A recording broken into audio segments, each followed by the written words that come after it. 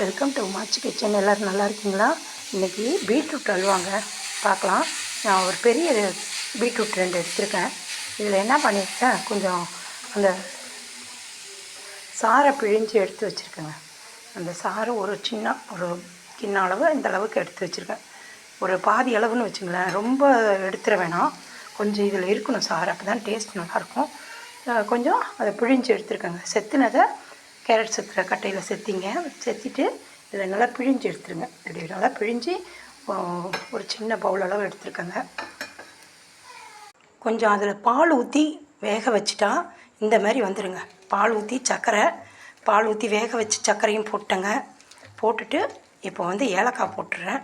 கொஞ்சம் கெட்டியாக தண்ணி ஆகிடும். நம்ம சர்க்கரை போட்டோன்னே கெட்டியாக கொஞ்சம் கோதுமாவும் போட்டிருக்கேங்க. ஏலக்காய் போட்டிங்கன்னா அல்வா ரெடிங்க. இப்போ ஒரு 5 ஸ்பூன் நெய் ஊற்றுனீங்கன்னா போதுங்க, அல்வா ரெடிங்க.